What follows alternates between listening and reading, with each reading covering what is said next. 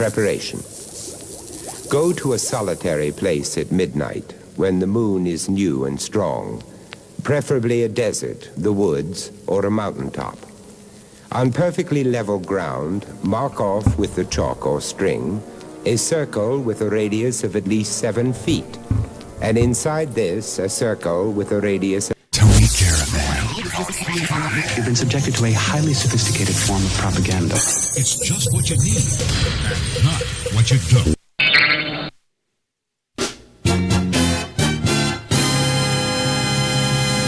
And here we are. Little Vincent Price to get us started, you know.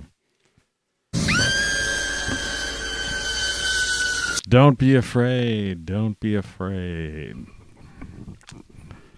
Now, the heat came on.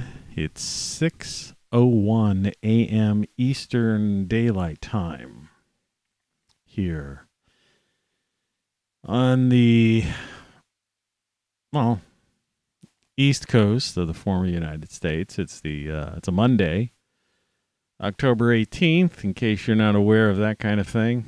And I guess we might as well take a look at the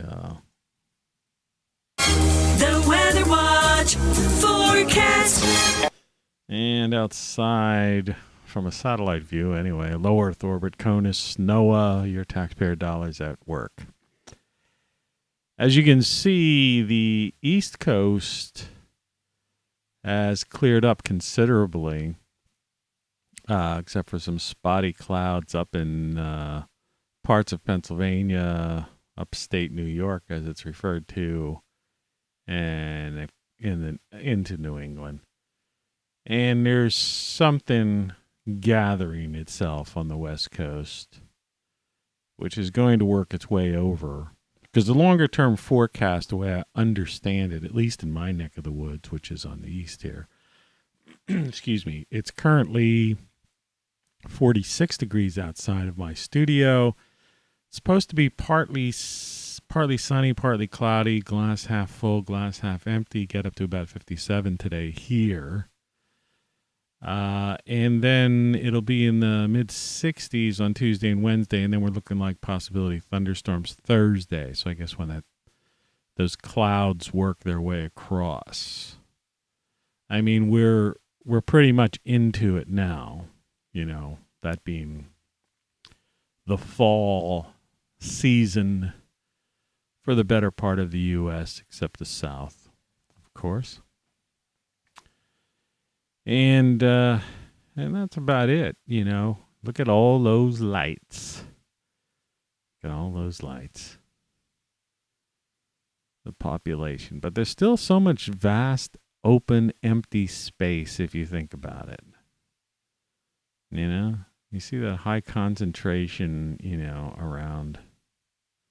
It's amazing when you look at Florida. I mean, you know, Miami grew up pretty quick, and some of the East Coast areas around the Keys, but and then Tampa eventually.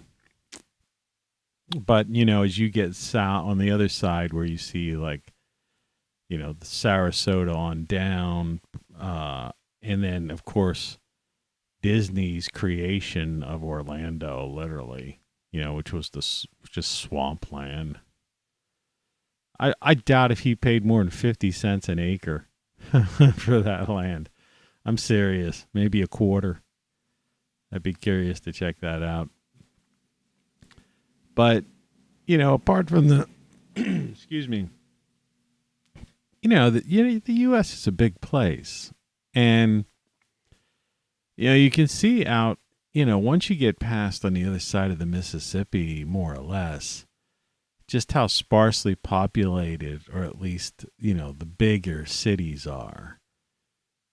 And even where you see a lot of lights on the and this is like, and this photo, by the way, is like literally just a couple hours. This was just snapped a couple hours ago. So, I mean, this is kind of what it looks like today. Not kind of, this is what it looks like today. And it's still dark out there. Sunrise isn't for another hour and a half or so. But, you know, even in between, take it from a guy who's driven around all those states, basically. I've been all those states. it's like, the in-betweens are just wide open. If it's not farmland, it's just pastures or forest, rolling hills, rolling hills all over the place. I still say this planet could probably support 10 times the population. Of course, we might need a little more CO2, maybe go up to 0.005. And I'm not joking, I'm serious. The Weather Watch forecast. The more of that stuff, the better. That's the way I look at it. Title card today, if you go out in the woods. And I don't know if you know what that line is from. That was a Grateful Dead song, Teddy Bears, Picnic Time for Teddy Bears. But the title of this show is ROCKFLUX Live 10/18/21. Take some time for living. Exit the rat race here is what I posted up. And we'll get into this stuff in a second. The daily photo I yanked is not today's photo. It's another Trey photo, another sunrise, since this is a morning show. And so I guess those clouds won't be there today, though. If he's in, I don't know if he's that down in where he usually takes these photos or not today or not. But it looked pretty clear. Let's just go back a second. Yeah, the coastal areas are pretty devoid of clouds, almost entirely. So this was from 2 days ago, or 4 days ago now. Actually, today's the 18th. But still, nonetheless, example of this kind of beautiful place we call home. I'm going to sneeze. Excuse me.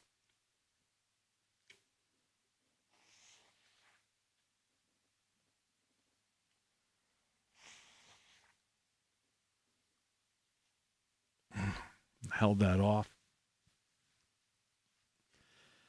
by exhaling some stuff. Just washed the famous white handkerchief yesterday. I got Henry Kissinger's voice. He has somehow possessed me. You are all useless eaters. That's what he referred to us as. It's a problem with these guys. They think we're useless eaters. They have no idea that we pay their salaries and everything. They think we are just cattle on their tax farms, and they make us. Your papers, please. You take your papers and shove them, is what I say. Well, let's start this show off on a happy note, or like an upbeat note. So yesterday I mentioned, for those who watched yesterday's show, I didn't check to see if anybody else watched it. There was nobody watched it live for the entire time. Nobody even checked in. But I said I was going to pull out this, talk about the Associations album. And this would be the one to get. Now, if you remember the Association, you might have an individual album. And if you did, you will find some interesting tunes on there. I mean, this was a band. This is a bunch of guys, and they all just sang. So there was music there and guitars and all that kind of stuff. But I mean, it was like harmony. It was beyond the Beach Boys. It was in a different world. They were, I don't know. It's a category of their own, really, the Associations. But to give you an idea of them, an idea I have for the news today. The lyrics from a song from the Association called Time for Living. Living and abbreviated. And, of course, this was written by Donald Adrisi and Richard Adrisi, the Adrisi brothers. In fact, later on, when the band broke up, there was a band called the Adrisi brothers. Okay, the two of those guys got together, but anyway, check out this lyrics. I wish I could play the whole song, but I can't. But I'm just going to give you a couple of lines, and you can see them for yourself. Freedom is fun. Definitely ties in with this. So I kicked off my shoes and felt the good earth under my feet. I loosened my tie and felt what it feels like to breathe. I found the secret to life. I took some time for living. I took off my watch and found I had all the time in the world. I opened my arms so I could hold life like a beautiful girl. I laid down all of my hang-ups forever.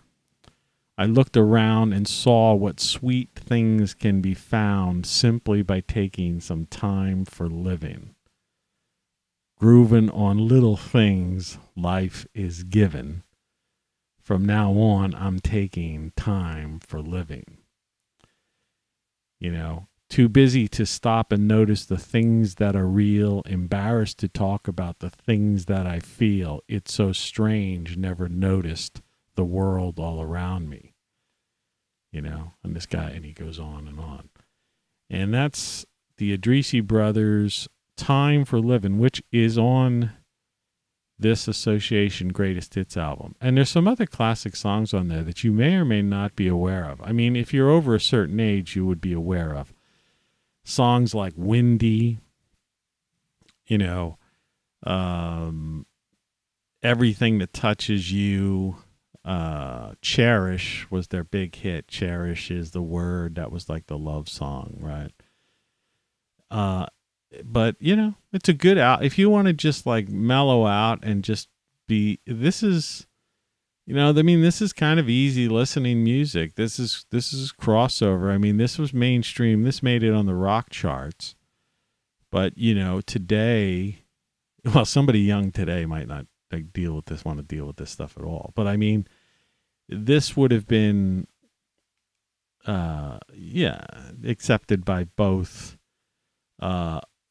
the young and the old, put it that way, older, at the time. But it's a great album, the Association Greatest Hits, and there's one or two songs on there that, I don't know, weren't the greatest in my mind, but the majority of them, again, you just turn yourself on to different things. And the idea of, that song Time for Living, the lyrics, it just says it all, right?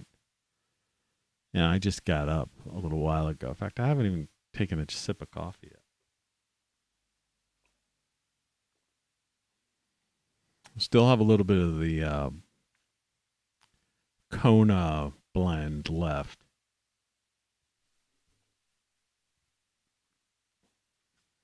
Still decent temperature. I'll be switching over to Colombian, 100% Colombian in a day or 2 days maybe. I think I have another day or so of this left. So yeah, the Association's Greatest Hits. Check out that record. Ask your digital assistant to play music by, or at the very least, listen to Time for Living and think about that. Like I say, those lyrics, I mean, yeah. And it's like the stuff I write about and the stuff I talk about, this song kind of sums it up. Like this, because, like my goal, what I'd like someone to get out of one of my book is I'd like them to say, hey, look, I've changed. My attitude's been rearranged. From now on, I'm taking some time for living, grooving on everything that life is given. I'm going to be taking time for life, for living. They got all the, those apostrophes there that it's hard to say it. But yeah, grooving on everything life is given. I'm going to be taking time for life, for living. Yeah. Association's greatest hits.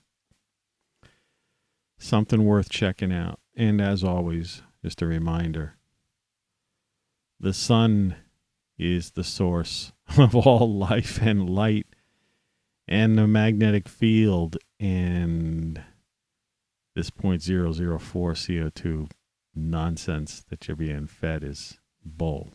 More than bull. It's some kind of manipulative game they're playing. It's a sick game. So if you go out in the woods, this is what you're going to see. Yeah, the leaves are starting to change. I don't know. I feed the birds in my backyard, and the weather's been so nice, kind of, that we didn't get a lot of like cold spells. It's been gradually getting cooler, so we've had a true fall.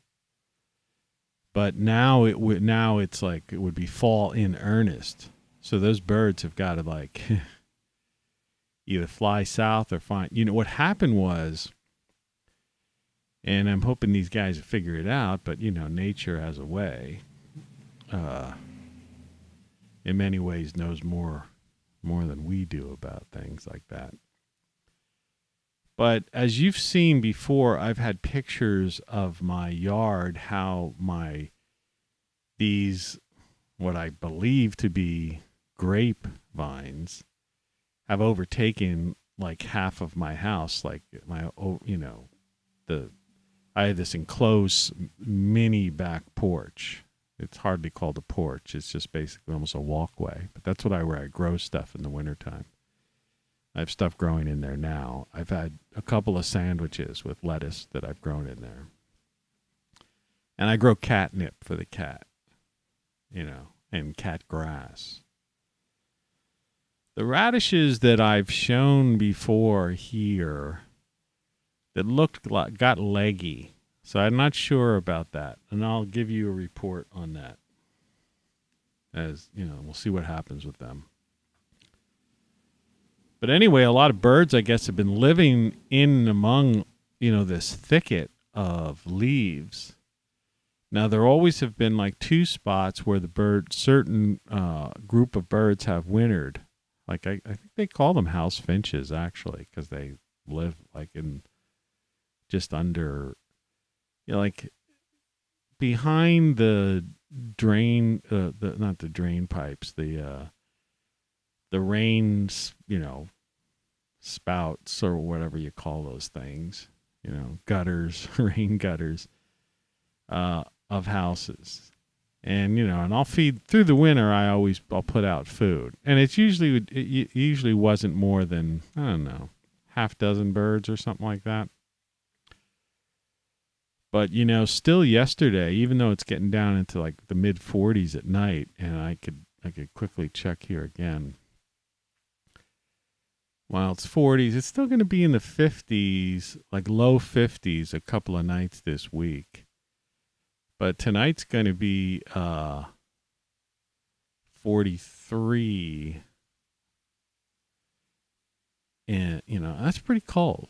That's like a refrigerator, So they got to find themselves a new place to go because the leaves are starting to fall big time. So that's that. The last couple of shows have been pretty informative and interesting about, more of the, like what's going on, really going on and, in the world and in, in the country, outside of the news per se, but, like the real, we call the rulers, how the structural aspects of our society from a realistic standpoint, not this narrative that's being presented, to the majority of people. Because, whether people want to accept it or not, let's face it, the the media is still mainstream media. I mean, even if the ratings show that they're low, which they are,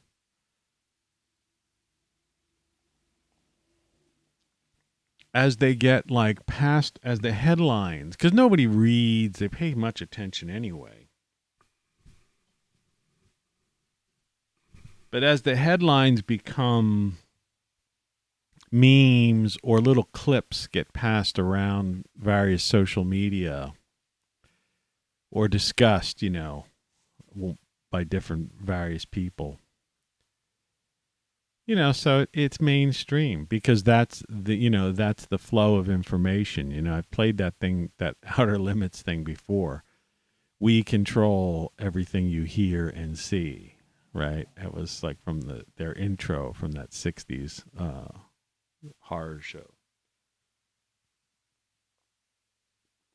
Hot and nice.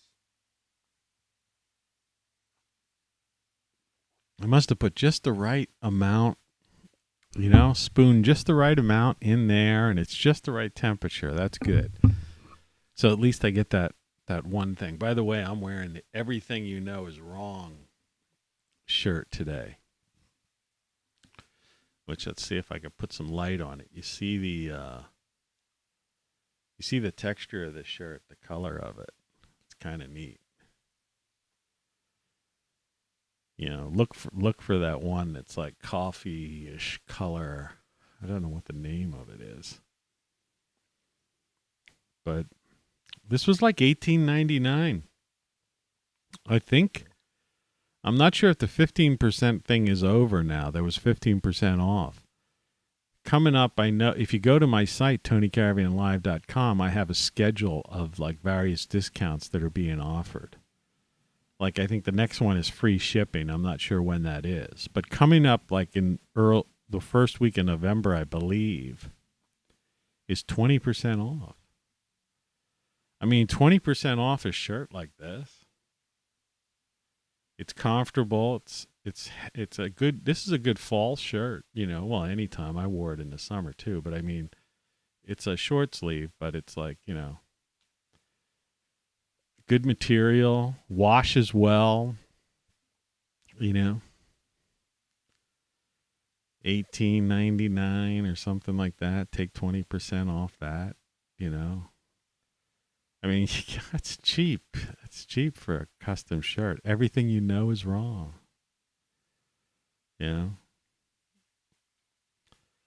That's what we're trying to do here. Hawk merchandise. Well, not really. I'm trying to spread the word of, what's going on. And I think that T-shirts are just a great way of communicating without confronting people, arguing with people, and it puts it on them instead of you, right? To do, for the thought process.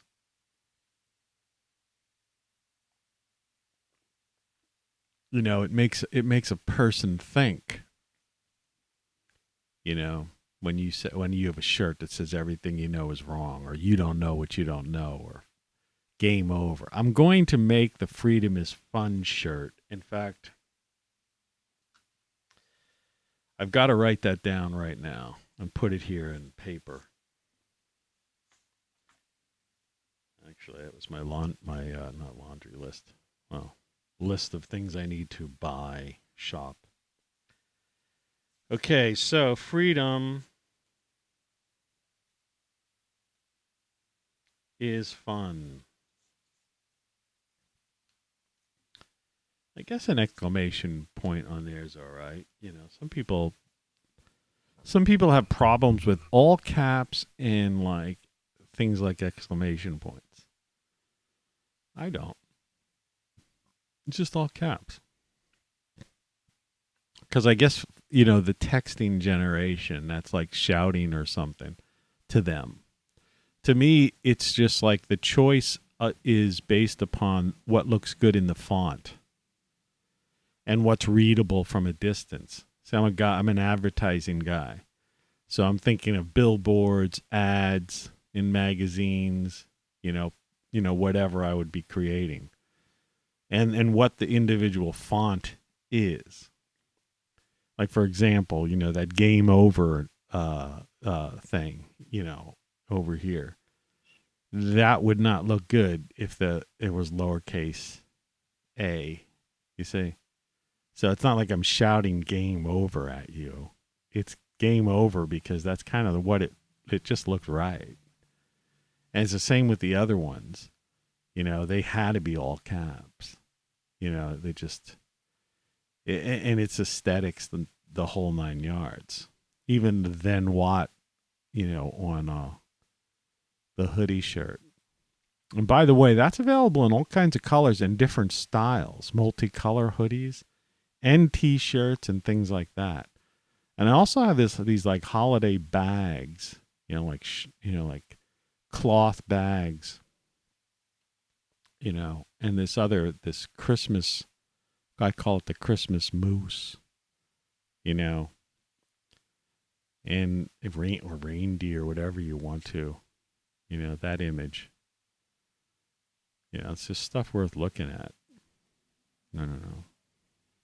I think we went through that the other day, a couple days ago, so no need to go through that today. But what am I talking about, when, I'm saying taking some time for living, get out of the rat race, right? It's a recurring theme. I've talked about this a lot. The heat is on in the house, which is really nice. Like, I woke up, it was like 1:30. I asked the voice assistant, what time is it? And I'm thinking, oh no, don't tell me it's going to be one of those mornings where I'm going to get up at 2, So I laid around and I managed to get back to sleep. Had some kind of weird dream. I don't know, there ended up being some girl in it that I, don't know, like you have these characters arise in your dreams and you cannot even, you clearly know the face. You think you know the face, dreams are so weird. And, I guess while I'm getting on the role for somebody listening to this as a podcast. You're listening to Tony Caravan Live. Yeah. Anyway, so I'm just on a little roll right now as we ease into this thing. But, you have these faces and it's a familiar face. And then there seemed to have been like with this particular girl, there seems to have been a backstory. Like I was helping her in some way, but I had forgotten or was caught up in some other thing in some strange place, which I didn't recognize, some strange house. And I was about to do things with some people, and she kind of showed up, and I guess there was something as if, not like we had a relationship, but maybe that she thought, or something weird like that, some odd connection there, and she misunderstood, like maybe I was blowing her off or something, and it was just some just some odd thing like that, of no, like, nothing was really, like, it didn't seem to relate to anything or any, whatever. But my inclination was more towards trying to, like, assure this girl that, hey, don't worry about these people or whatever. It's like, let's, whatever we were going to do, or whatever I was going to help you out with or whatever, that kind of thing. But it was just weird. So it wasn't just a happy, just some happy-go-lucky adventure dream, or or I've already talked about in the past, worst kind of dreams sometimes. Like, I don't really get nightmares, but the happy nightmare. I have a song called Happy Nightmares.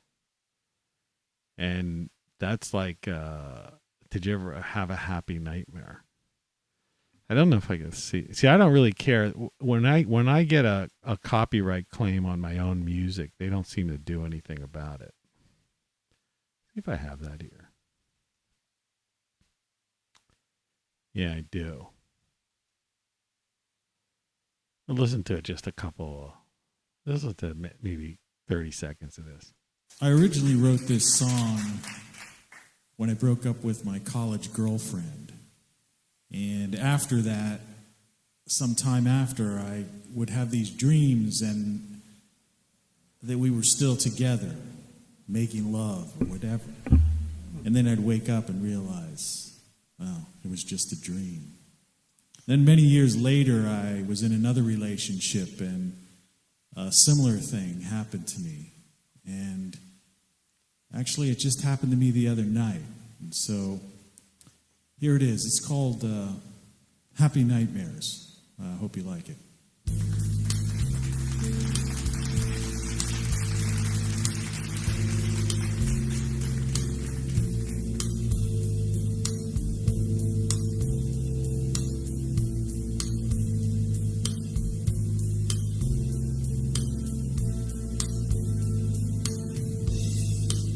Don't want to sleep.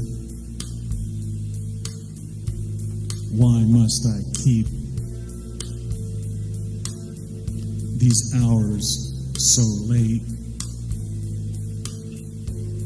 I just can't relate. Another nightmare with you. Happy nightmares untrue.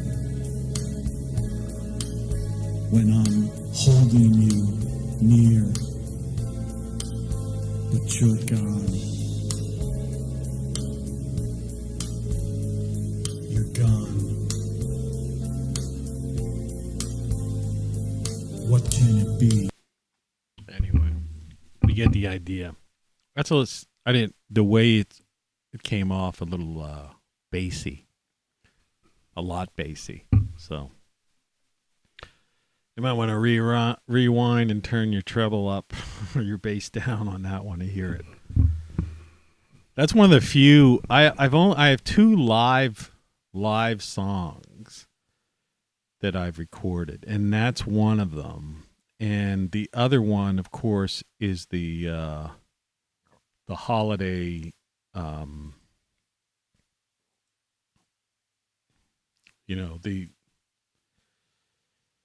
Where is it? Let's see. The worst Christmas, Hanukkah, Kwanzaa song ever written or performed. I don't seem to have that here.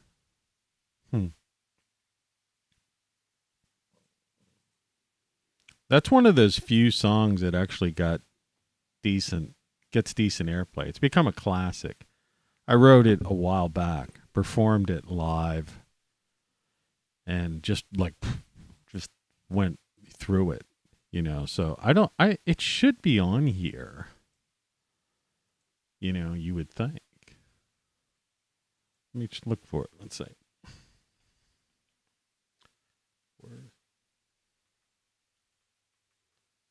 Let's try.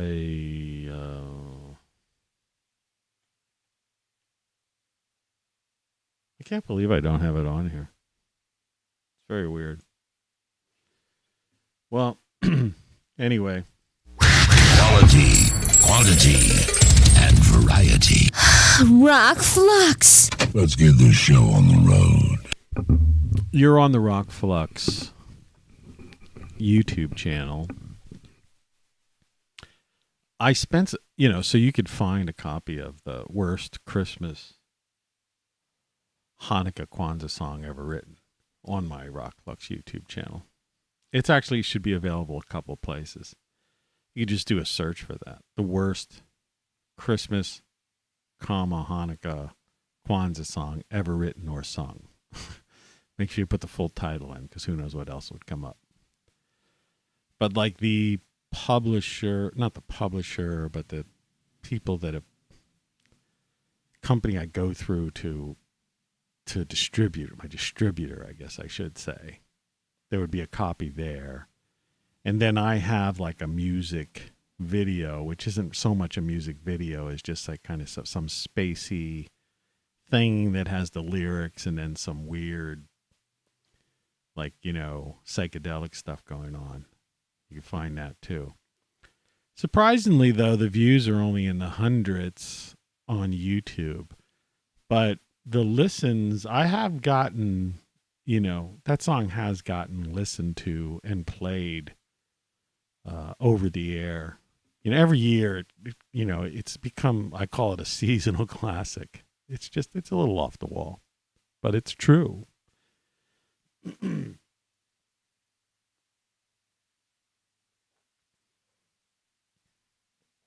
But that Happy Nightmare thing. Yeah, those things, that's kind of the worst. But yeah, well, that was like the second half of the night. So I managed to stay in bed until like 3:30, 4 or something like that, which is great. Or closer, I didn't come downstairs till 5-ish. And so my eyes look like I need to wake up a little bit more, but I definitely got a full night's sleep. All I had for breakfast was an apple. I'm all out of cereal. I don't know if they're issuing a second EBT payment or not.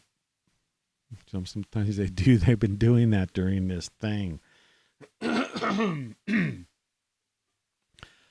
And my voice is not working today. If you go out in the woods. But the fall's beautiful, It's like everything else, that you see anytime, and you'll see that, you'll see that stuff in the fall. It's a fall picture. It was taken October 14th. I mean, this is what it's starting to look like around my neck of the woods. Because we've had some rain, and yesterday there were like 30-mile-an-hour gusts of wind. So that's what I was saying. I'm noticing that this canopy that I've constructed in my backyard, which has freaked out my one neighbor, is starting to clear out. But oddly enough, what's nice about those strong winds is I looked out my window and I didn't see leaves in the backyard of the neighbor's yard, so just to give them an excuse to complain or something. The wind carries these things away. So anyway, that's me, so I guess this is going to be like another.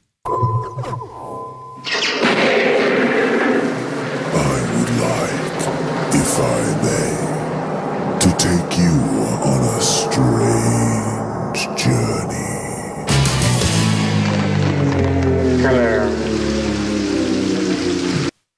I think in the end, someone is saying, hello.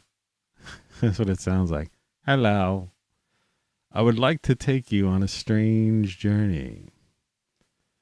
I'm not sure what the Night of the Living Dead thing is. At this point, there is no really authentic way for us to say who or what to look for and guard yourself against. Misshapen monsters. Reaction of law enforcement officials is one of complete bewilderment at this hour. So far, we have been unable to determine that any kind of organized investigation is yet underway. Police, sheriff's deputies, and emergency ambulance. That movie was shot right, not too far from where I am, in the general vicinity of where I live.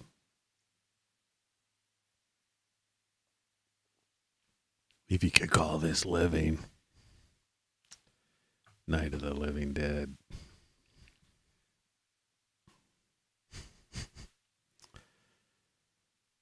And they've remade that movie so many times. It's like 4 or 5. I mean, at least four times. And of course, that kicked off the whole zombie thing. You know, the remake of that kicked off like The Walking Dead, and everything. It's just, and that thing that's still like, that's still a part of the. Of course, I'm sure right now it's going to be big in Halloween season. But it's amazing how long that, the zombie thing stayed big. It's like all the fads. It's like I talk about all the time. Things seem to last longer now. And I don't know if it's an intentional thing by the media people to just milk them so that they have less work and they make higher profits, right? Or if it's just or laziness, which would be a part of that. Or people's like attention spans that, this whole idea of like a child, when child goes on a ride and it's like, let's do that again. Let's do that again. Or somebody, does something funny or something in front of a kid. Do that again. Do that again. Right?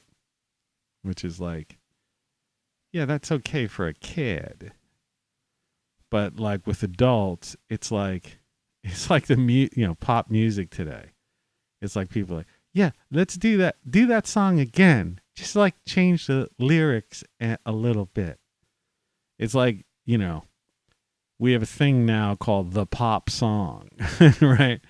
And the same pop song and the same series of producers, writers and producers have been producing the pop song, just like rearranging, right, the structure of the same song for 20 years now.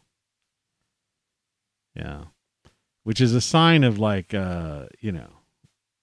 another sign of the fall of civilization, collapse, and how, culture. And the same way I talk about all the time. The idea that politics is accepted as pop culture,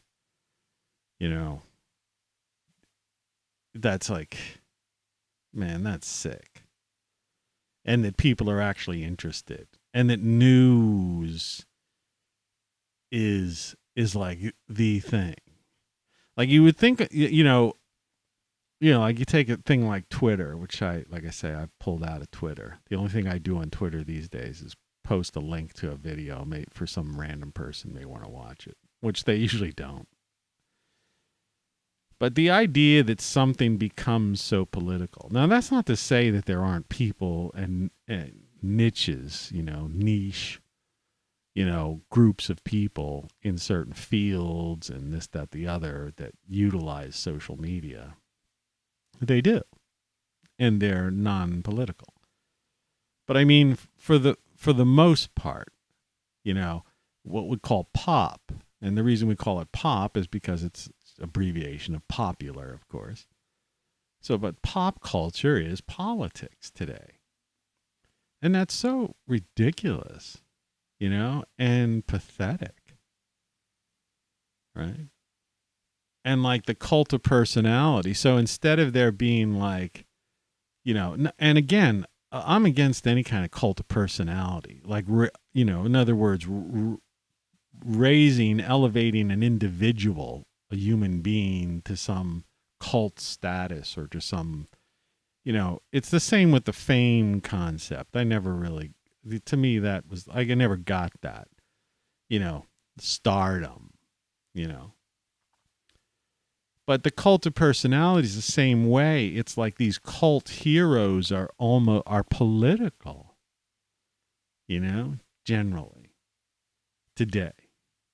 So you got politics is pop culture, and you've got this cult of personality, and these personalities are kind of part of their, their cult following is their political ideology. And then, like I said, the whole darn thing is like, has replaced like team sports.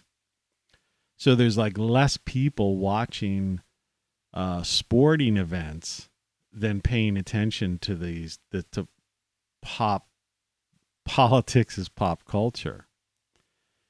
You know, and of course there's the gaming thing, which is different, which is it. Like I went through that when I on that VR AR video, which if you want to go back and check that out, you know, and I know some of these not some, all of these videos are long, but you know, if you see it, if there's a title and it says AR, VR, or something like that, chances are at some point in the thing I got to it. So you might have to fast forward a little bit. And sometimes it might take an hour into it till I really get into the nitty gritty. But feel free to do that. You know, I mean, you don't have to listen to 2-hour video. I understand that's like, you know, I mean, sometimes it's okay. Like, it's the same as when I talk about listening to these albums, you know, it's like if you have, if you're working on a project, you know, around the house, or you're doing something, or you're just chilling, you know, tell your voice assistant, you know, to play the music of, you know, one of these featured artists, for example, you know. And, you know, I don't make any money on it, and I've got no links to it. I should have a link to it and try to make money on it, but I don't. In fact, there was at one point I did have a link because I would have made like $1 or something. But I don't have that anymore. But, you know, these audio assistants, like, you know, the Echo Dot thing particularly, you know, is pretty neat. Like I say, forget it from a standpoint of it's not AI, you know. It's basically a command response. And that's what I talked about in that episode I dealt with this. So you're basically saying, you know, it's basically your voice to text, and then that text is activating, you know, is being responded to with this voice they've recorded, right? Because it's not even a computer-generated voice. You know, that's another thing. They have some new way of doing that. And I'm not sure how exactly they do that. But it's like they get this thing.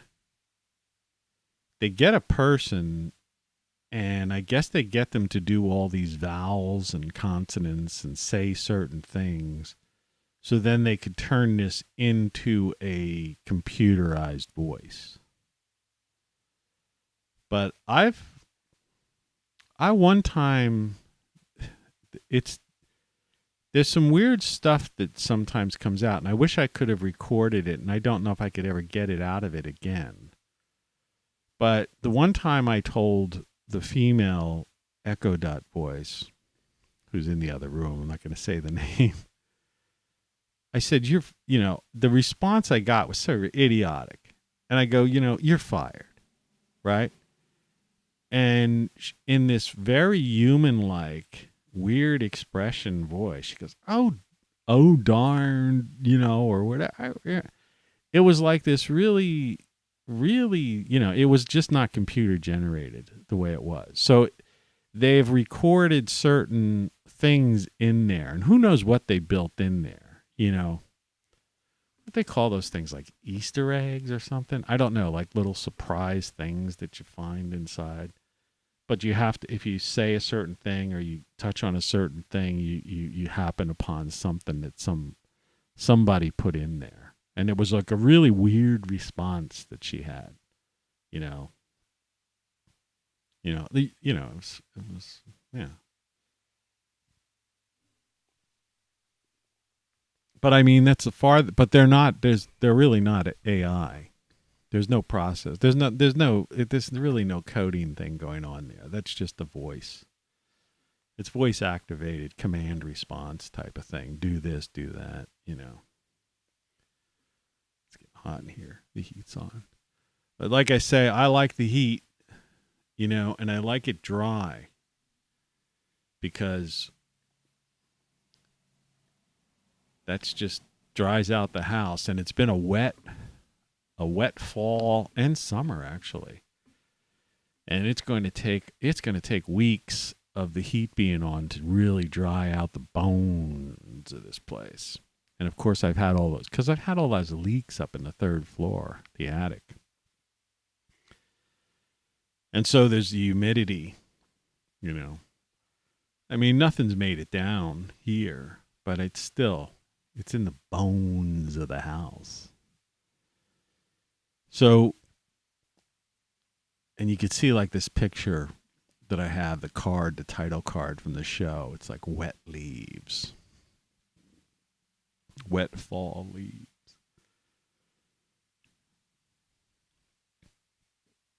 I've had that for a long time, that image.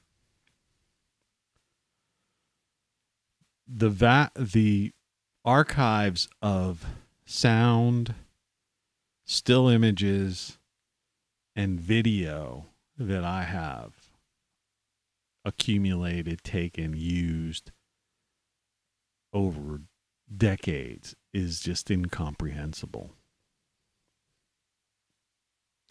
And I couldn't, I saw this thing with Bezos. He's funding a company that their goal is to add 50 years to human life.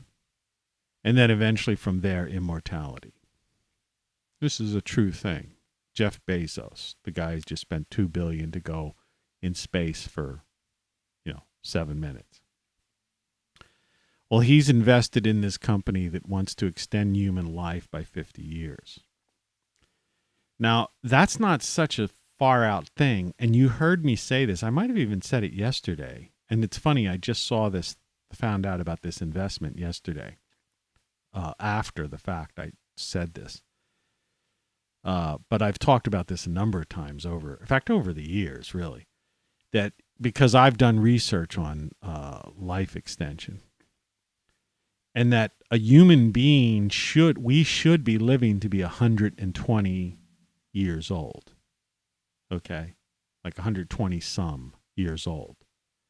That's like that's real human life expectancy. And we should be able to make it to 120 some and look like me. Okay? Some people think I would look like an old person, right? I don't know. The guy who was supposed to do the roof, who I don't know if he's going to do it, and like I said yesterday, I'm hoping he doesn't, referred to me as like I was an old timer or something. And I was like looking and thinking, I don't know. I don't see that. But be that as it may, the idea is, so this company that wants to extend life by 50 years is like, that's what life should be. Because like right now, life expectancy is in the 70s. So you add 50 years to it and it's in the 120s. See what I mean? So it's not a pie in the sky outrageous thing. But like everything else, the problem is that's not going to be something available to the average person. You're going to have to be Jeff Bezos, right? So here's a guy who spent $2 billion to go see, to get a glimpse of space. Well, you're going to probably have to be a billionaire to get the injection, right? To live to be 120,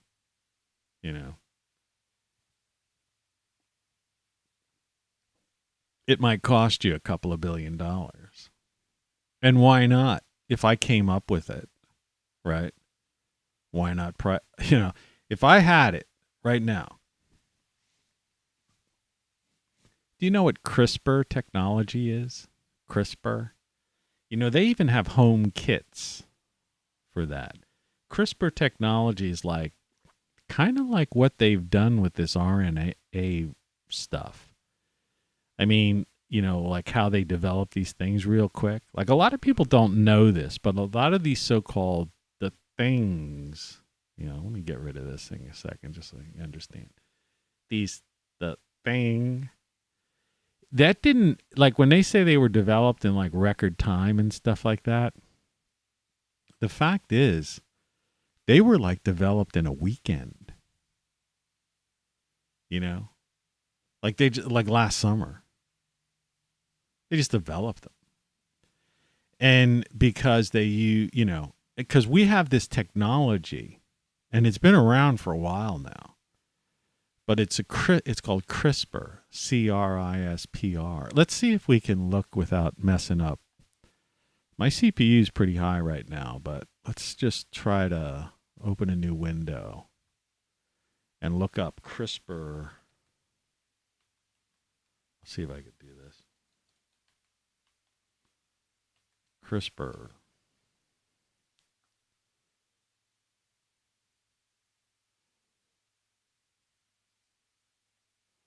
I'll make sure I get to the right thing.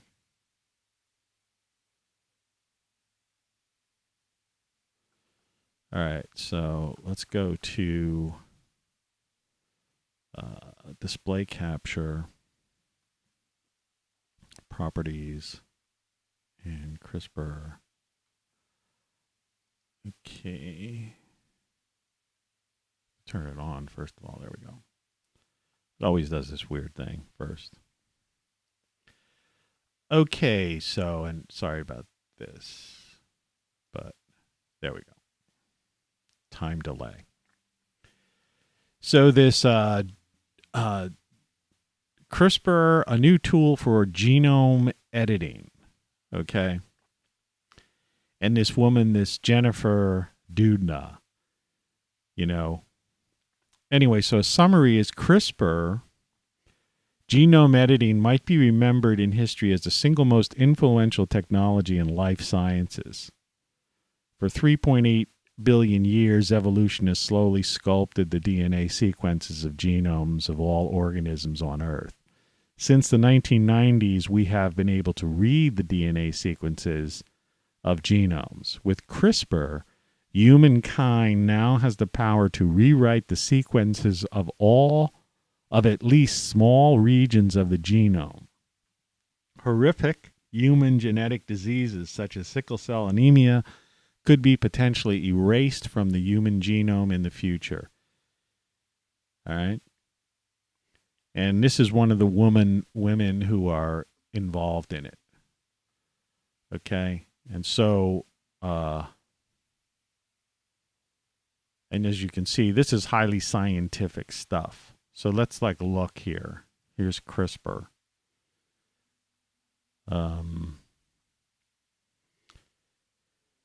How CRISPR works. All right.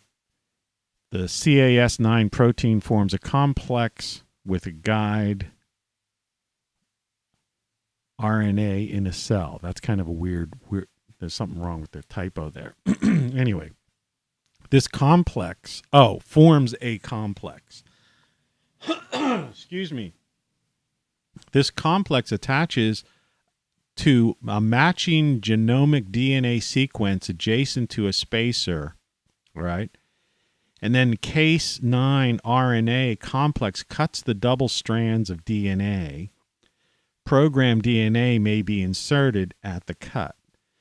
Now, there are other ones that basically show that, and this tells you what CRISPR stands for: clustered, regularly interspaced short palindromic repeats. All right. But this technology that, I'm just showing you is the technology they basically used more or less to develop, that thing. Okay. So let me just get rid of this. So that's not floating now. CRISPR. All right. So, the idea is that with this technology, first of all, we could, this whole thing we're going through could well have been over Then there was that other news yesterday about this pill that was like held up for 6 months, or more for political purposes that could have, gotten rid of, caused a lot less deaths. But the thing about this is, so you get a guy like Bezos, somebody comes in and out, which is weird, because this is kind of interesting stuff. So what makes a person like do that? I mean, if I saw something like this interesting, I'd be like, wow. So Bezos has invested in this company that's going to extend human life 50 years. And like I said, human life should be 120 years anyway. It's basically our lifestyle, our diet that has erased those 50 years from us, right? It's a combination of everything. And then, over generations, it's become the norm. In fact, life expectancy over the past couple of years, and I'm not talking about last year with this thing. Prior to that, life expectancy has actually dropped a year. That was before this thing, the unspeakable thing, right? So anyway, if a guy's willing to spend $2 billion to go to space for 7 minutes, of course he wants to live to be 120 years, and he wants to, and wants immortality. That's what most of that's the whole idea of the technocracy aspect, what I call the corporatocracy, but the technocracy, and then the people who are into, this whole idea of living forever. And some people think it's going to be merging man with machine, but other people are pursuing this biological modality, whatever you want to call it. And so something went awry, genetically. And it's funny, when people who read mythology and who like look into these biblical things and stuff, that there constantly are references in both. You could go back to Sumerian texts, and you could go back to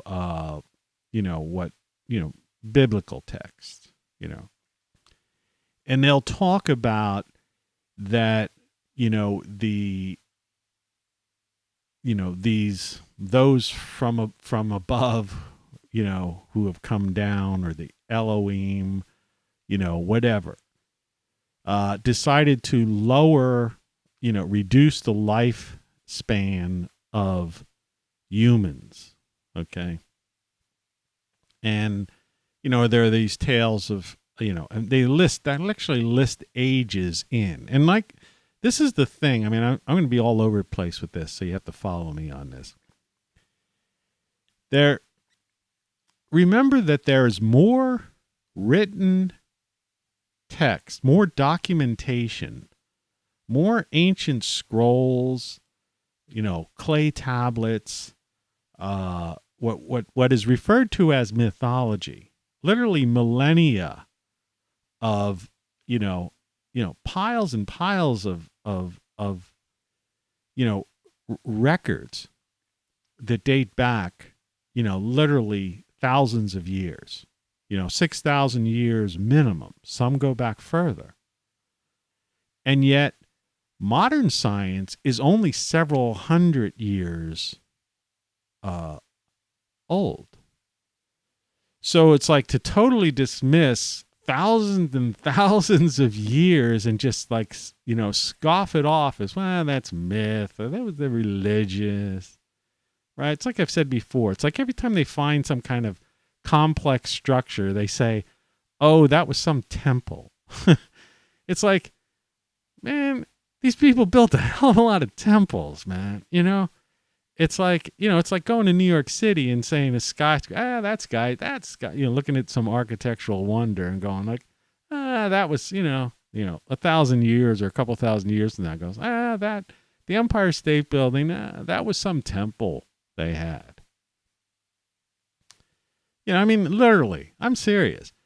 And to take, millions, literally millions of documents, you know what I mean? I mean, unbelievable documents that exist and have passed down. And then, from the Middle East to the Far East, to South America, Africa, everywhere. Even found in Europe, and there literally, I mean, so many stories, and they're all just chalked up to, well, that's myth. It was just myth. That was some religious thing. That was some cult belief. Followed this. And then comparing it, side by side. And saying, okay, well, here's 6,000 years of and stacks of millions of documentation, and that supersedes, or that is the is just mythology compared to, is superseded by the last, couple hundred years of so-called science, and yet every year science seems to, open up more, and discoveries are made that, like, say, that particular thing wasn't necessarily mythology. It seems as if that was true. Like, they'll find a buried city off the coast of India or something that they said was fake, or they'll find a city, an archaeological dig of a city somewhere in the Middle East that was listed in the Bible, and they'll say that originally they said, oh, that was mythical, that was just some parable, some story, some whatever, and then they find it. Oh, actually, that place actually existed. Here it is. We found it.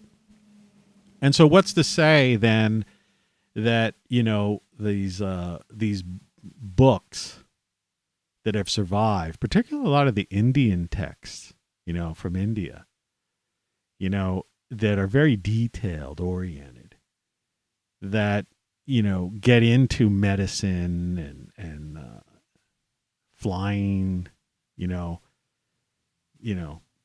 machines and all kinds of weird stuff, and get into details on it, though. That's the thing. That's all, that we just like, forget that, Yeah, it may be a 2,000 page, document, but, it's all just mythology, or these things are carved down in stone and all. It's like, you don't take the time to go through meticulous carvings and preservation of something unless you have some reason. And it's not necessarily, some religious reason, The detail, I mean, even in the dynastic period of the Egyptians, and I'm not one, because I'm one of those guys that thinks that, the dynastic period of Egypt obviously existed, but I'm a person that believes that they happened upon that area, those people, and that I think the Sphinx is like at least 36,000 years old, we have this cat. I talk about this often, and it's this the idea of these solar, nova events, not supernovas, but nova events. These ejections, right, that happen with certain regularity.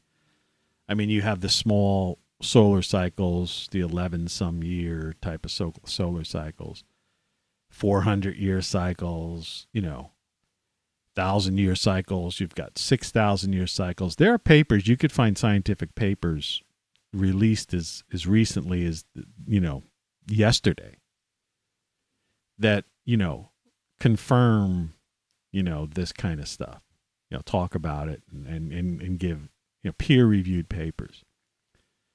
And then there's the 12,000-year cycle that a lot of us have been talking about, which we are at that timing. So whether you believe in the 6,000-year cycle, it seems to be more and more documented by so-called modern science, or the 12,000 year, we're at both right now, right? So it's like, it's funny that people be so obsessed with like petty politics and goofy self-interest, me issues, when we could be like sitting on the precipice of a near extinction event. But all that aside, forget about that. Let's get back to this Bezos idea, investing in this group that's going to extend human life by 50 years and then ultimately shoot for immortality. And that's not transhumanism. Remember, transhumanism is the idea of, taking your consciousness and putting that into some kind of machine or something. And that's almost tied into some of these people at Alphabet, Google, Mind, and, this AI, the why people fear AI and all that stuff, which I think is hogwash. But when you talk about CRISPR technology, all right, when you're actually gene splicing, okay, and you can deal with the ideas of the cell, how the human body functions. What is a cell? Why does a cell, what happens to a cell? Why does a cell die? And can you do some splicing using this CRISPR technology or other things that will prevent, the cell from dying or not renewing the way it used to renew when you were, say, 18 years old? And you have all these multi-millionaire billionaires now who openly admit it, and there's companies that do this. They were blocked for a while, but they're back in business. I believe one's based in California, that offer, you can get a transfusion from an 18-year-old blood. I mean, it sounds like sci-fi, real, almost, it's like Dracula type of stuff, but it's true. So what happens is they go after people who are 18 to say 20, in their early 20s, college age people. When I went to college, there was a company, I forget the name. I could probably, really think about it. I could remember the name. But, there were two ways you gave blood. One, you could go to the Red Cross and donate your blood. And people did that, My girlfriend used to always, fairly regularly in college, a college girlfriend. She used to be one of those blood donors. She wanted to do the right thing, right? So she was always donating blood. But they had some other place downtown in my college town that paid you, I don't know what it was. It was $18, or it wasn't a lot, but it wasn't a little, considering, 18 or 30. It was something like that. It was it was either the high teens or, it was no more than $30, but it was no less than 18. I don't know, somehow. This is many years ago, so I can't remember exactly. And I know people who used to do that. And you only could do that once every 2 weeks, maybe, or once. I don't know if you could do it once a week. But I think you might be able to do it once every 2 weeks. You could give a couple pints of blood or a pint of blood. Not a couple pints, I think a pint of blood. I don't know what it was because I never went. But I knew people who did it. And they did it for people who, for drinking money, or to buy or to buy something, to get cash. People who didn't have jobs and didn't have, because college was a whole different story back then, right?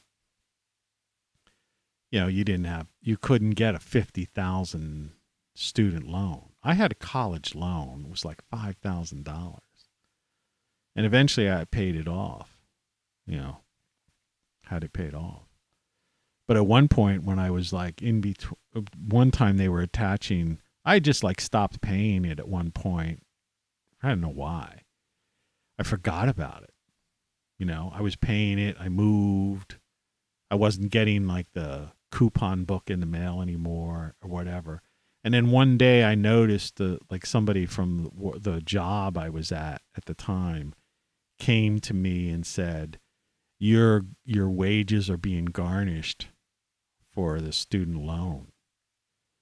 And so it was like every 2 weeks they were taking out. There was like a very minimal amount of money they were allowed to take out. And I'm like, so what? Okay, fine. I don't care. Do it. And they did it, and that was paid off. And once that, and once it was paid off, it's like my credit rating like shot through the sky. But anyway, I mean, I see somebody like tuned in,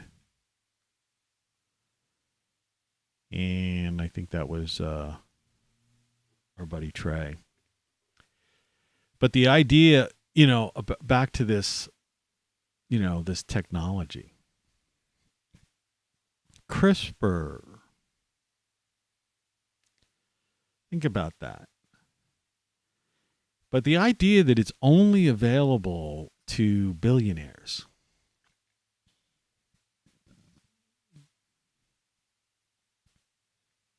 And that's the sucky thing, And so that's the breakaway civilization that we're dealing with right now. And that's amidst all this noise. See, politics is noise. Like I said, we live in a corporatocracy, or a technocracy if you want to look at it that way. But I mean, it's big tech, big data, big pharma, the Fed. I was talking about BlackRock, Wall Street, these big investment companies that are into everything, big media, military contractors, right? I mean, that's the, these are the rulers of the world. And the owners and the major shareholders of these companies, who meet at Davos, the World Economic Forum, right? This Build Back Better thing, that's the breakaway civilization. And all of this nonsense like climate crisis and this other fear mongering that's going on, including, Your papers, please. Is just like diversion to keep you like from not, paying attention to this idea of what they're really up to. And what they're really up to, the most important thing to these people is life extension. They want to live forever. The billionaires want to live forever. And at the very least, live another 50 years. And I would say it's most likely, like Bill Clinton was released from the hospital yesterday. I don't know how old he is, but I mean, chances are, if that was you or I, we probably would have died, right? It's the same with these people who got the thing, the high-profile people who got the thing and then they got it, whatever. I mean, even Joe Rogan, he got that monoclonal antibodies or whatever it was, type of like he got the four treatments or something. Like they threw the whole thing at him, and he was better in like 36 hours or something like that, a couple of days. And the same was with some other high-profile people. But if that was you or I, would we be able to have access to that stuff? No. And so it's a breakaway civilization. So if you are a high-profile individual or a billionaire, or a high-profile multimillionaire, like a Rogan type of guy, these YouTube millionaires, but personalities, right? Influencers, right? At that level, then the chances are your life expectancy is going to already be high. The question is how long, what's your quality of life, and how long can you maintain a certain youthful, not just appearance, I mean, that's can be done with, facial, surgery and all that nonsense. No, how long can you be you, can you be like 40-ish, 50-ish, where you have the capability of living a full life? So can you, when you're 90 years old, will you be able to do the same things you did in your late 40s or 50s? And when you're 110, right, will you be at like the equivalent of 50 something? Until eventually those cells, the cells will start dying off, right? And so this is a serious company. So these that does this, and like I say, Bezos is invested. I don't know who else invested in the thing. But there's also this company that does the blood thing, the blood transfusion. It's legal. It's not like this isn't some fantasy thing. You could research this on your own. When they first came out, there was some controversy about it, and they, somehow they were, they weren't, they were closed down or something like that, or had to cease and desist or something. But then that was dropped because of the pressure from the billionaires who wanted this, wanted these transfusions. And so that's why I was talking about when I went to college, they had this place where you could get paid to give blood. All right. And people used it to buy a record or go out drinking. It was weird. I mean, it wasn't really weird. I mean, in their attitude, you lay down on a gurney, for an hour or whatever it was. And, they give you a glass of orange juice and send you on your way with, a $20 bill in your pocket. And, you meet up with your friends at the Rathskeller, and drink. Well, apparently they're doing the same thing. Now, I don't know. Now, a transfusion, I don't know what the deal is with that. And I don't know if it's individual, Like, I don't know if the person, if it's more, more vampirism than, in other words, I don't know if you are getting a transfusion from a individual, a specific individual, or if this is over a series of time, an individual will have donated, so many pints of blood. And then you go in, Mr. Billionaire, Mrs. Billionaire, and then you lay down and you get a complete blood transfusion of this 18, 19, 20-year-old blood. And so, I mean, years ago, everybody used to say that's what, Keith Richards, why he was, did all these drugs and all this stuff. And it was like he was getting blood transfusions and stuff. I mean, that was like an urban legend. It may well be an urban legend. But what I'm telling you isn't an urban legend. It's real. It's like I've seen coverage of it, and this company's profitable that does this. So you could imagine yourself, what would happen if you had a complete blood transfusion. I mean, because your blood, it's everything, right? So you've got a comparable same, blood, and your entire blood you're infused with this 18-year-old blood. And you're, say, 50 years old or something.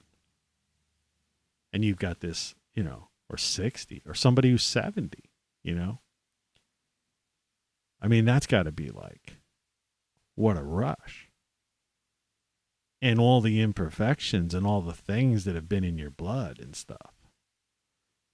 and the energy and what's in an 18-year-old, 19-year-old, 20-year-old blood, is that, what effect is that going to have on these cells? Is that going to, keep those cells from dying off? Right. And all of that. So, that's a pretty crazy thing. And it makes you almost wonder, how they used to have this thing, everything is wrong. In the old ancient times, they used to bleed people, right? And like I always try to explain, when you talk about this earth catastrophism, every 12,000 years, there's been these catastrophes and near extinction events, but people obviously survive. And there have been, and it's documented that there have been, that one bottleneck, right? Genetic bottleneck where something like only 6,000 people were alive on the planet, right? I mean, that's documented. You can do research on all this stuff. I've been interested in this kind of stuff since I was, kid.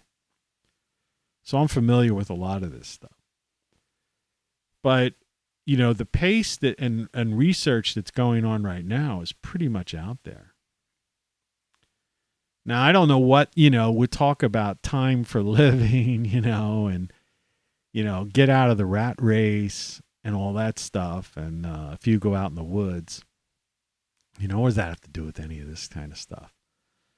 Well, it's the cycle of life, the cycles of the planet. All right. And, some people think that these people are cheating death, so to speak, but they're not. Because like I said, you should live to be 120 years at least. You're set up, your body is set up that way. And people have lived that long. And people do live that long. I mean, my mother's 87 years old right now.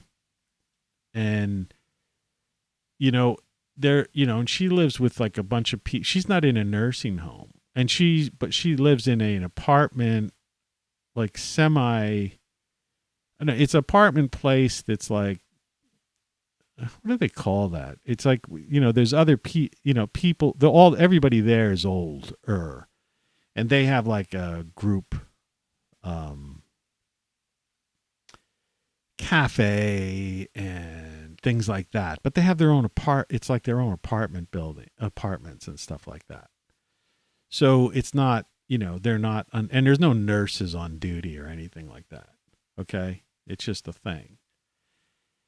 And the point is, I talked to her about, and she's always talking about, like, she's young compared to some of the people there. They're like in their 90s. Right.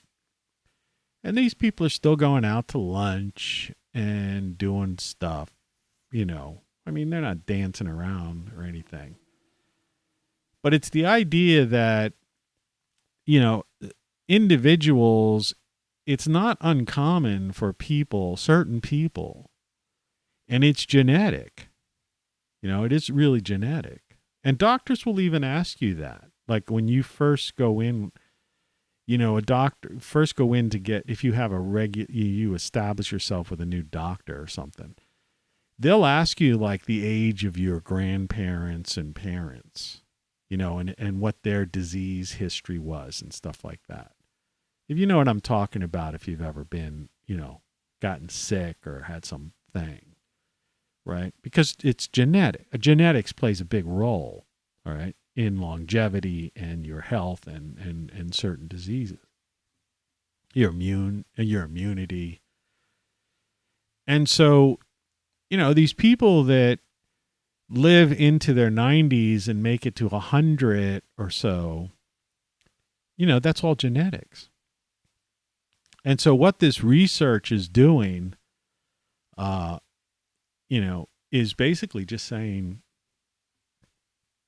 let's study these people. Let's study these genetics. And I don't know if they're using the CRISPR, but they may well be, which I showed earlier on the show if you just tuned in. go back and look at that. But CRISPR technology has been around, and I believe you can even order that, which is kind of weird. Like, there are people doing this like self-experimenting, which is kind of, I wouldn't recommend that to anyone. But this, sorry, I'm just trying to,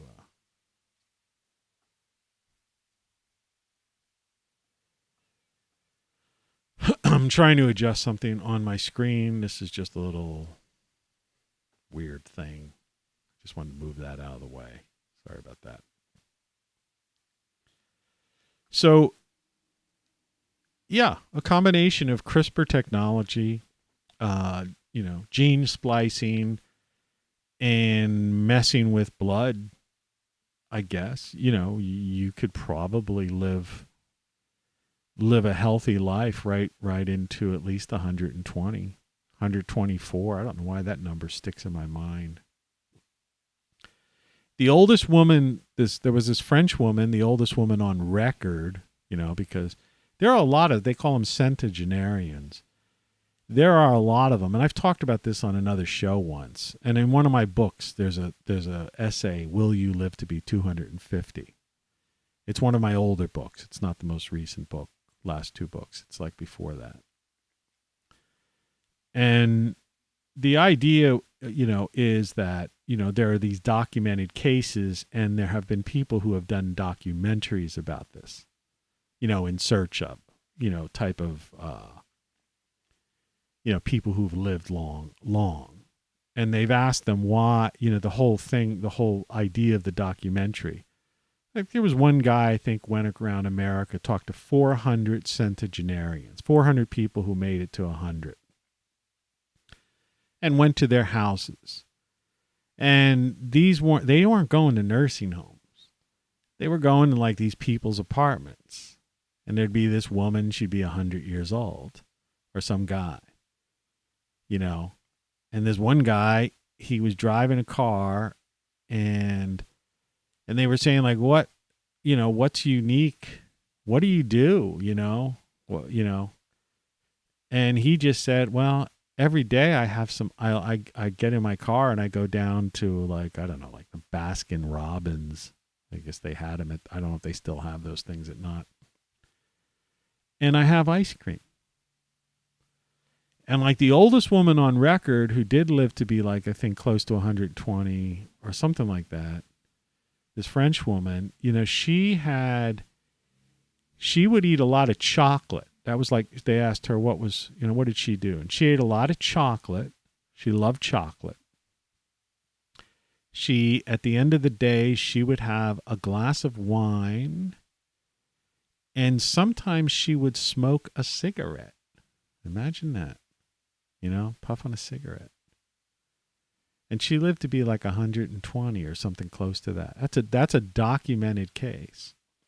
And then, a very documented, like, a research, case that was like, looked into and fact-checked type of thing. And then there were other cases where they found, I don't know, some guy in Indonesia or something like that who claimed to be like, had the paperwork that showed that he was like 140, through his, his paperwork. Some guy in Africa that was like 160, they said, claimed.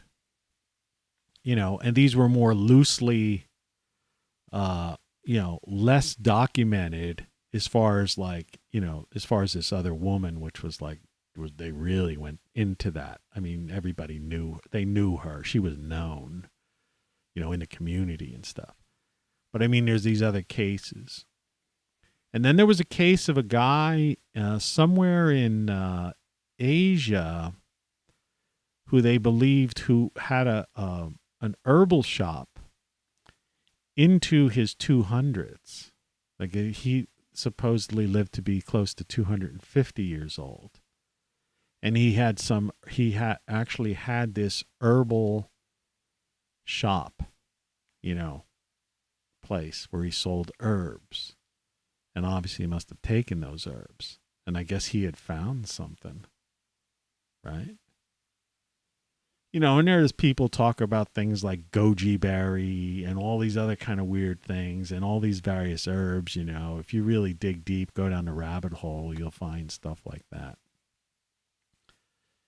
But there are tales of it, but the most interesting thing was this actual documentary I had seen, and this was an American documentary, but there was another one that was a global, where they went around, because there's some place like off the coast of Japan where they have more people live over 100 years than anywhere else in the world on that island or something, and those people were all active people.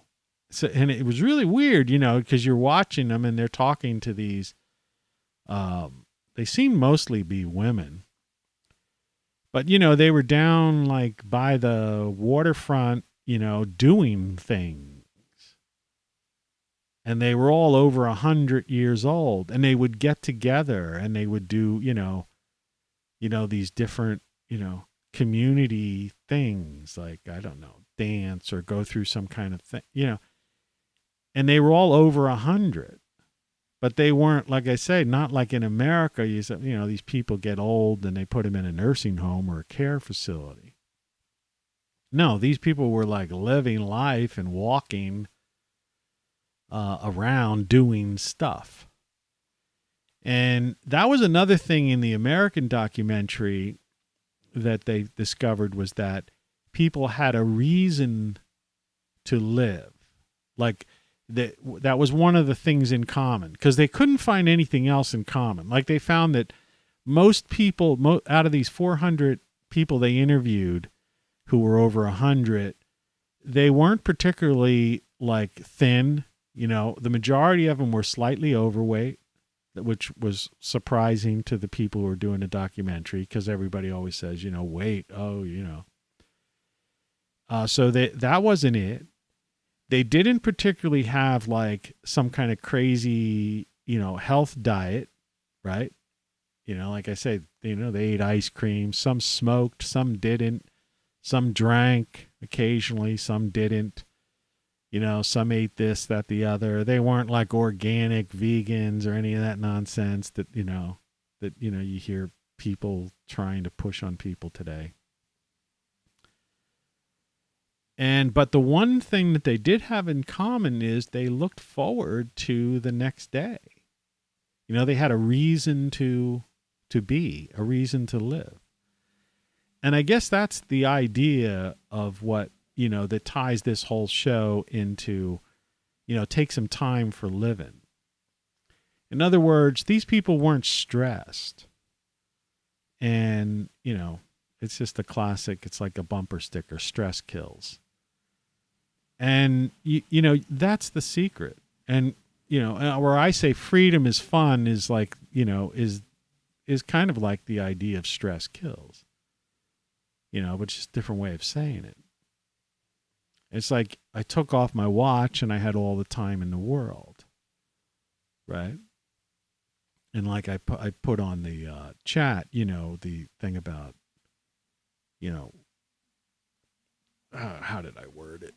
See, I don't have the chat visibly in front of me. I put exit the rat race here, I guess. Excuse me. So, you know, if you, first of all, you have to enjoy life. I mean, what good's living, you know, to be 90, 100, let alone 120 if you're not enjoying life. Now, so this breakaway civilization, they're going to,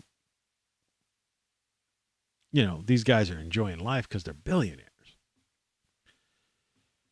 But, you know, you have to enjoy life if you just want to, you know, make it through the day. And if you want to have a strong immune system, you know, that's the secret of life, I think. So it's very unlikely that the average person or anyone watching this is going to live to be 120 years old, unfortunately. the breakaway civilization has no interest in this, right? They don't have time for this. Very few people have time for this show. But I'm sharing with you these things. These are real things. This is reality, you know. So, you know, this breakaway civilization, these people who are trying to live forever, that's what they're doing. And so their first goal is extend, you know, life expectancy to another 50 years, to 120, and then beyond that. And there have been documented cases all over the world over about this. And if you have the money, you could get a blood transfusion. You could get, you know, 19, 20-year-old blood transfused into your body. And these other people are going to be messing with this CRISPR technology. And that's exactly what this thing that they're giving to people now is kind of, because CRISPR is like an RNA type of thing. It's different, but it's not different. You know, it's in the same ballpark. You know. So you don't know what you don't know. And it's very unlikely that you will know that. And on this show, I dig as deep as I can, and I try to bring you, you know, open the doors to this, you know, what's going on, what's really going on out there, outside of this political world. Who cares about that? Because that is a diversion. They're trying to just deflect you away from, you know, what they want to do and they're trying to do in their world. You know, the average person today is an annoyance to them. Humans are annoyance. It's like when I jokingly do that Henry Kissinger, you are useless eaters, you know, that kind of thing. I can't do the voice now, but I had it earlier. But he's on tape saying that, you know, useless eaters. Bill Gates talking about, you know, population, you know, reduction. These people talking about reducing the world population to 500 million. And currently it's like close to 8 billion. I mean, you know, this is sick. This is sick. They don't care about us. So they talk about save, you know, when they say save the planet, like if you watched yesterday's show, you know, which really got into that, the absurdity of that, save the planet. They're not talking about, that's not what they mean, right? The planet doesn't need saving. You know, the planet's the planet. The planet's going to survive either way. All right, it's been around for, you know, billions of years, and it'll be around for billions more. Excuse me for scratching my mustache. Sorry. So, you know, dig down, you know, go down that rabbit hole, you know, if you have the time sometime. And also, and the other main thing is, you know, take some time for living, you know. You know, these lyrics to this song, you know, I loosened my tie and felt what it feels like to breathe, right? I took off my watch and found I had all the time in the world. You know, that's the way it is, you know. You know, go out and take a walk in the woods in the fall, enjoy nature, you know, or check out, you know, a sunrise, you know, or look out on some rolling hills. Enjoy life, you know, your senses. So I keep trying to tell people. It's like you've got these senses and you're not using them. You're wasting them. And it's the same with like virtual reality, right? Why would you want a virtual reality when reality itself is so like intense? It's because you just don't know. And last but not least, before I end this show today, I wanted to really get into this idea that I mentioned yesterday in passing, that this thing will not be around in another year to 18 months. Okay? The only reason they're holding on to this is because it's an insane moneymaker. All right? It's a revenue stream in the magnitude of $1 trillion plus dollars or more, right? When you consider it. But it's a diversion for us, and it's not the crowning achievement of technology, and it's certainly not 2021 technology. And so, and AI is not some monster that's going to create gray goo. You know, AI is something that we really need to usher in. And augmented reality is better than virtual reality. Augmented reality is the idea that you can actually experience the real world, but you can have it augmented, right? So that you're enhancing the experience. But at the same time, remember, let's not take away from the idea that we have these senses that we're just wasting. You know, we're wasting our senses. You know, I mean, there are people, like I say, these people who say, "Oh, we got to save the planet." You got to wonder, have they ever walked in the woods during the fall, or looked at the fall, the changing of the leaves and the foliage? You know, have they really, you know, these people have these, they go to these resorts, these ocean resorts and seaside resorts. You know, do they really sit and look at the sunrise or sunsets? You know, do they just have this, like, do they just have sex for the sake of sex? Or do they have, like, really a full body, you know, I'm sorry to get into that, some people, you know, but it's part of human life. Or they really enjoy, you know, the sensual experience of the, you know, of body against body, you know, beyond just some simple release or orgasm as opposed to the whatever. You know, are they just eating these, like, processed produced foods to fool the taste buds, right? Or are they really enjoying taste? You know, are they smelling the fresh morning air, the salt air, the fresh mountain air, whatever? Diving in, talk about, you know, senses. It doesn't, not just physical body to body, but, you know, diving into water, right? And being immersed, right, in a fresh water, you know, next to a waterfall, some kind of, you know, pond type of thing, you know, or just, or standing under a waterfall, or laying down like I do in the summertime in the backyard and just feeling the sun on your body and soaking up vitamin D, right? And having the sun, you know, just activate all these receptors in the human body.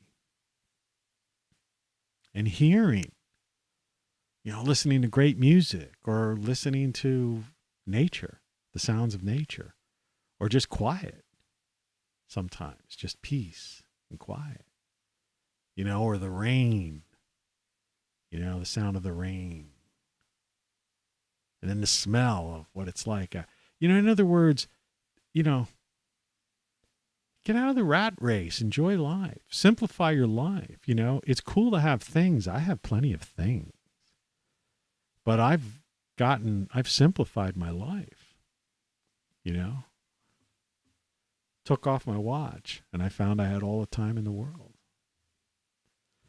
I don't have a perfect life, but I'm free, and free is fun. And most of the time, you know, it's a good thing, despite the craziness that I go through, and in cards that life deals you. But you have to be able to pick yourself up and, you know, and deal with it. And you can't let stuff get you down. You know, people get like, well, anyway, that's kind of it for the day. I'm awake. It's 7:49 a.m. Eastern Daylight Time. we're just a couple of weeks away from when we, I guess, turn the clocks back. So the sun's already out here. So it's interesting. So, which is good because I've got some solar things that need charging. I don't know whether or not this guy is supposed to fix my roof is going to do it or not. Like I say, I'm half hoping he doesn't. So anyway, I guess, that's that. Thanks for watching, tuning in, whatever, listening. Good morning. And visit TonyCaravanLive.com or ROCKFLUX, TonyCaravanLive.locals.com, and just for more info and shopping links. It's that time of year. Get some stuff, if you don't want to buy these shirts or books or great solar stuff, get them for friends and family. This is decent stuff. Everything I have is something that's good for you or good for somebody. And I don't make a fortune on this. I'm not monetized on YouTube, so I'm not. I hate to say it, and I'm not trying to it's not like I'm saying this for any goal, but it's like, I live at the poverty level and, I don't mind that, but a couple extra bucks, a couple commissions from some book sales or some other things could help, fix a roof or something. Anyway, take care. Hope the show, opened your mind to a few things and set you on some path that might improve